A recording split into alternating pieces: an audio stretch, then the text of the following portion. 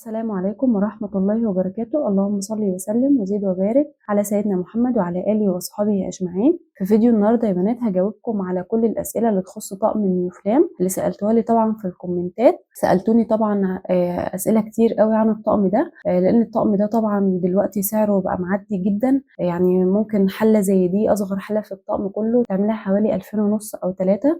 فطبعا هو النهاردة سعره أنا جايباه من 6 سنين، النهارده اكون كملت 6 سنين استعمال للطقم ده. فجالي تساؤلات كتير قوي عن الفيديو ده، هل هو عملي، هل نشتريه ولا لا، هل هو كويس في الاستعمال، هل بيتجرح بسهوله. كل الاسئله دي هجاوبكم عليها النهارده ان شاء الله في فيديو النهارده. بس اتمنى منكم تشجعوني بلايكات كتير عشان ترفعوا الفيديو ده، واكبر قدر من العرايس اللي بتجهز النهارده او البنات او ستات البيوت اللي حابين يجيبوه ان هم يستفادوا منه. نبدا كده بسم الله. اول حاجه اتسالتها عن الطقم ده هو عملي ولا لا. طيب انا عشان ابين لكم اذا كان الطقم ده عملي او لا، جبت لكم اكتر حل انا بستعملها، والطاسه دي كان استعمالي ليها استعمال وسط يعني مش كتير، والحله دي استعملتها حوالي مرتين او 3 بس وركنتها، لان طبعا الحله الصغيره يا دوبك هي بتكفيني انا وجوزي، فهي يا دوبك بتكفينا، فطبعا مش بستعمل المقاسات الكبيره. ده طبعا بكل وضوح وشفافيه بجاوبكم في الفيديو ده. بالنسبه للحله اللي بستعملها دايما، الحله دي حرفيا انا بقالي 6 سنين بستعملها.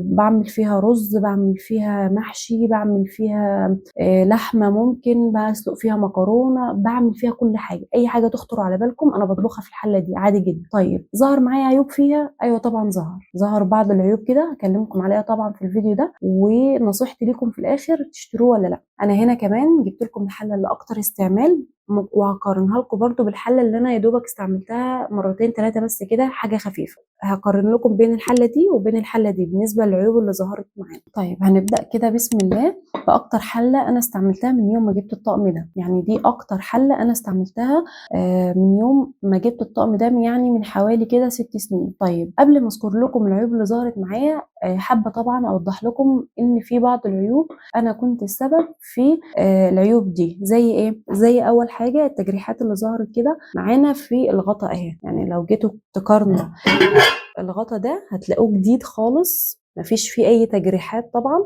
لو جينا نبص بقى على الغطا اللي انا استعملته كتير، هنلاقي طبعا ظهر هنا بعض التجريحات في الفيديو. هنا اهي الغطا متجرح بس طبعا مش كتير. طيب ده سببه ايه؟ ده بصراحه انا بستعمل سلك مواعين عادي.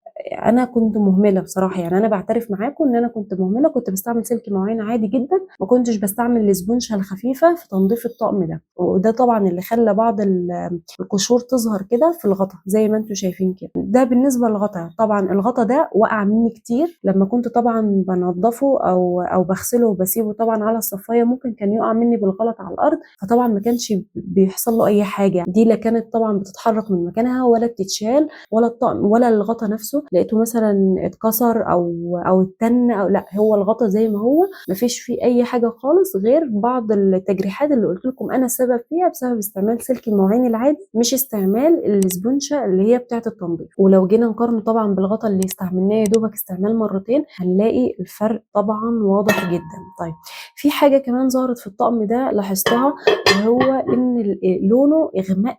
يعني ايه لونه غماء من جوه؟ يعني ايه؟ لو جيتوا تشوفوا هتلاقوا ده لونه زي ما هو جاي، ده حاساه اغماء شويه. يعني لو الاتنين جايين في الكاميرا جنب بعض اهو ان شاء الله يكون الفرق واضح معاك. ده تلاقيه غامق شويه من الاستعمال، وده فاتح. طبعا دي مش عيوب يعني، بس انا حبيت اذكرها لكم عشان يكون في مصداقيه كل كلمه انا هقولها لكم، لان طبعا الطقم ده غالي جدا، عشان اي عروسه او اي بنت بتجهز او اي حتى ست بيت عايزه تجدد تبقى عارفه كل حاجه عن الطقم ده قبل ما تروح تشتريه. بعد كده يا بنات هندخل على الحله نفسها ونبص بقى نشوف كل حاجه واضحه معانا هنا. طبعا العيوب او اي حاجه انا هذكرها لكم بالنسبه للطقم ده هتبان اكتر في الحله اكتر من الغطا. طيب بالنسبه للحله اتقشرت معاكي؟ طب هي عمليه؟ طب حتى لما اتقشرت الاكل بيلزق فيها ولا لا؟ طيب تنظيفها صعب ولا لا؟ تمام، هجاوبكم على كل الاسئله دي ان شاء الله. بالنسبه للحله انا زي ما قلت لكم في الغطا برضو انا اللي اهملت في استعمال الحله دي. يعني لو هجيب العيوب دي كلها فانا هجيبها عليا انا، لان انا اللي اهملت في استعمال الحله دي. طيب اهملت ازاي؟ اهملت ان انا كنت بستعمل معلقه الومنيوم، وده طبعا اكبر غلط يا بنات ممكن ان انتوا تعملوه في حق الطقم ده. لازم لازم لازم تستعملوا يا يا اما معالق سيليكون يا اما معالق خشب. لكن المعالق اللي ستانلس ما انصحش اي بنت تحط في الحله دي معلقه ستانلس او معلقه الومنيوم، او المعالق اللي هي العاديه. لازم تخصصي لها يا اما طقم سيليكون، معالق سيليكون نظيفه، يا اما طقم خشب. لكن المعالق اللي ستانلس طبعا جرحت الطقم معايا. في الطقم هنا بعض التجريحات، يا رب تكون واضحه معاكم. شايفين هنا كده في جنب الحله هتلاقي ان الطقم هنا بدأ يتجرح معايا. كمان في بعض التقشير ظهر هنا في الحله نفسها، مش عارفه هيكون واضح معاكم ولا لا، اتمنى يكون واضح معاكم في التصوير. هتلاقوا في بعض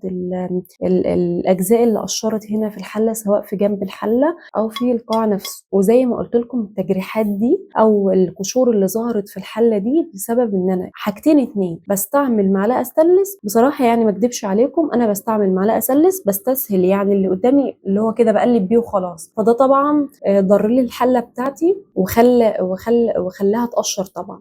بس هو يعني بالنسبه لاستعمال 6 سنين، بكلمكم في 6 سنين يا بنات، يعني ده طبعا مده مش قليله، يعني دي مده كبيره. انا لو كنت حافظت طبعا واستعملت معلقه سيليكون ما كانش بعض القشور دي او بعض التجريحات دي ظهرت معايا. في حاجه كمان ظهرت معايا بس انا مش عارفه بصراحه سببها ايه، وان لون الحله اغماء من جوه. يعني حتى لون الحله مش عارفه، انا حاساه اغماء. لو جيت اقارن لكم الحله اللي معايا دي بالحله اللي انا يا دوبك استعملتها مرتين بس وركنتها، هتحسوا برضو الفرق. تحسوا ان دي لا، دي الحله اللي انا طبعا استعمالي ليها كان خفيف جدا، قلت لكم هما مرتين 3 بس. فشوفوا الفرق، يعني شوفوا الفرق دي عامله ازاي وشوفوا دي عامله ازاي. طبعا الفرق واضح جدا اهو، دي غامقه جدا اهي ودي فاتحه جدا. ده بالنسبه للحله من جوه. طيب سبب الغمقان ايه من جوه؟ بصراحه انا مش عارفه، يعني انا مش عارفه. انا قلت لكم ان القشور اللي ظهرت من جوه ده عيب مني او خطا استعمال مني. قلت لكم ان ده خطا استعمال مني بسبب استعمال سلك المواعين العادي، اللي هو السلك المواعين العادي الخشن العادي، مش الاسبونشه الناعمه اللي المفروض يتنضف بيها الطقم ده، واستعمال كمان المعالق الاستانلس. طيب اللون الغامق ده ظهر ليه؟ انا بصراحه مش عارفه يا بنات، مش عارفه ده من الاستعمال او من الاكل، مش عارفه بصراحه. ده كان بالنسبه للحله من جوه، ظهر فيها بعض القشور البسيطه بسيطه جدا يا بنات على فكره. يعني بالنسبه لان انا بستعمل فيها معلقه ستانلس وبستعمل كمان فيها سلك المواعين العادي، انا شايفه ان العيوب دي بسيطه جدا. يعني لو حد منكم اشترى الطقم ده وحافظ شويه عني في الاستعمال، يعني استعمل معالق سيليكون وكمان استعمل المعالق الخشب واستعمل فيه سبونج التنظيف العادي مش سلك المواعين، انا شايفه ان الطقم ده يعيش معاكم جدا. طيب ده كان بالنسبه للحله من جوه. اما بالنسبه طبعا من بره، هي فيها طبعا نفس العيب اللي انا كنت ذكرته في الفيديو اللي انا كنت عامله لكم فيه ريفيو عن الطقم ده، وهو ان الحله من بره خدت اللون ده كده ومش بتنضف. يعني انا جربت فيها حاجات كتير برضو مش بتنضف، ده خلاص لازق كده مش بيطلع خالص خالص، لو عملت فيه ايه ما بيطلعش. ده بالنسبه لعيوب الطقم ده. طيب انا برضو ممكن اوريكم هنا الطاسه دي، انا استعملتها استعمال وسط، يعني مش استعمال قليل زي الحله الاولانيه ولا زي الحله دي استعمال كتير، استعملتها استعمال وسط.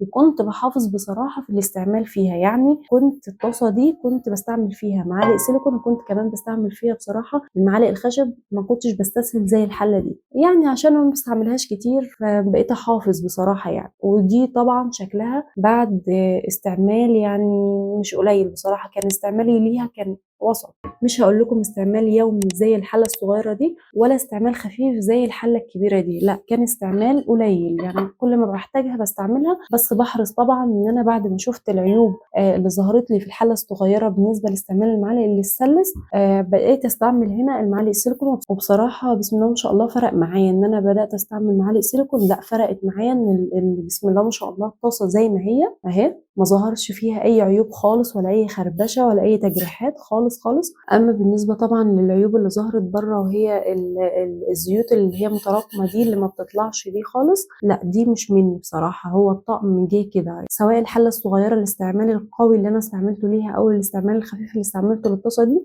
برضو الزيوت بتتراكم هنا كده في القاع وما بتخرجش. ده بالنسبه للعيوب اللي ظهرت معايا في الطقم ده خلال 6 سنين استعمال. ركزوا يا بنات، 6 سنين استعمال. انا طبعا كنت منزله الريفيو بتاع الطقم ده على القناه من حوالي 5 سنين او 4 سنين، بس انا طبعا كنت بستعملها من قبل كده بسنه او بسنتين كمان، فهو عندي بقاله حوالي 6 سنين زي ما قلت لكم. طيب بالنسبه للسؤال اللي سالتوني عليه كتير، وهو نشتري الطقم ده اصلا ولا لا، انا هجاوبكم طبعا على السؤال ده. تشتروا الطقم ده ولا لا؟ الاجابه طبعا متوقفه هنا على استعمالك انت. يعني انت هتجيبيه لازم تكوني بتحافظي كويس جدا، لازم تكوني بتستعملي معالق سيليكون او حتى معالق خشب مش مشكله، لازم تكوني كمان بتستعملي في الاسبونج الناعم في التنظيف، وتكوني متقبله طبعا العيب اللي هيظهر لك في القاع من تحت، لان ده طبعا ما بينضفش. يعني ده انا حاولت فيه كتير مش هينضف معايا، فتكوني متقبله ده وتستعملي مع المعالق السيليكون والمعالق الخشب. انا انصحك بيه جدا جدا جدا، هو عملي. حتى الحله الصغيره دي بعد ما ظهر فيها العيوب اللي قلت لكم عليها بصراحه كنت بستعملها كذا مره حتى بعد ما ظهر فيها القشور دي، لان هي طبعا يعني كويسه، يعني مفيش فيها غير بعض القشور الصغيره اللي انا قلت لكم عليها دي، فما بيلزقش. حتى بعد القشور دي ما ظهرت في الحله برضو الاكل ما بيلزقش فيها خالص. طيب كمان هي عمليه جدا يا بنات، يعني هي طقم تقيل محمل، ما بيتجرحش بسهوله. يعني مثلا لو جيتي تعملي كده بصبعك لا يمكن يتجرح معاكي. طيب اشتريه ولا لا؟ انا انصح كل بنت طبعا اشتريه، بس تحافظي طبعا في الاستعمال. استعملي زي ما قلت لك طبعا المعالق السيليكون والمعالق الخشب، واستعملي كمان الاسبونج بتاع التنظيف الناعم، بلاش سلك المواعين يا بنات في تنظيفه، هيعيش معاكي جدا طبعا وهيكون عملي معاكي. يكفي طبعا زي ما قلت لكم ان الدراع ما شاء الله محمل والطقم نفسه محمل بسم الله ما شاء الله. فلو قدرتي تجيبيه عادي هاتيه، هينفعك وهيبقى كويس معاكي جدا في الاستعمال، بس تكوني انت حريصه. اتمنى اكون فدتكم وجاوبت على كل الاسئله اللي بتدور في بالكم بالنسبه للطقم ده. ولو استفدت طبعا من الفيديو بتاعي ما تنسيش تحطي لي لايك وتشتركي في القناه عشان الفيديو ده يوصل لاكبر عدد من العرايس اللي بتجهز وتقدر تستفيد بالفيديو ده وتقرر اذا كانت هتجيبه ولا لا. والسلام عليكم ورحمه الله وبركاته.